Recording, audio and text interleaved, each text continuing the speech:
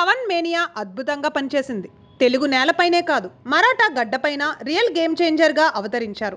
AP ఎన్నికల తర్వాత మహారాష్ట్రలో ప్రచారం నిర్వహించిన పవన్ కళ్యాణ్ సత్తా చాటారు.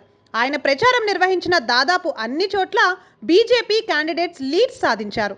ఏపీలో ప్రభుత్వ మార్పిడిలో కీలక పాత్ర పోషించిన జనసేనాని ఛత్రపతి శివాజీ ఏలిన నేలపైన ప్రచారాన్ని నిర్వహించి మరాఠా గేమ్ను మలుపు తిప్పారు.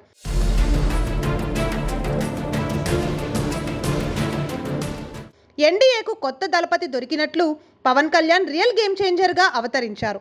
ఈ ఎన్నికల్లో తెలుగువారి ఓట్లు కీలకంగా మారడంతో తెలంగాణ, ఆంధ్ర నుంచి చరిష్మా ఉన్న లీడర్లతో ఆయా కూటములు ప్రచారం చేయించాయి. ముఖ్యంగా ఏపీ నుంచి డిప్యూటీ సీఎం జనసేనాని పలుచోట్ల ప్రచారం చేపట్టారు. పూణే, బల్లార్పూర్, షోలాపూర్, డెగ్లూర్, లాతూర్, హదప్సర్, కస్బాపేట్ నియోజకవర్గాల్లో పవన్ కళ్యాణ్ ప్రచారాన్ని నిర్వహించారు. ఆయా నియోజకవర్గాల్లో ఏకంగా 1 కోటి మందికి పైగా తెలుగు ఓటర్లు ఉండడంతో పవన్ మేనియా సరిగ్గా ఉపయోగించుకుంది.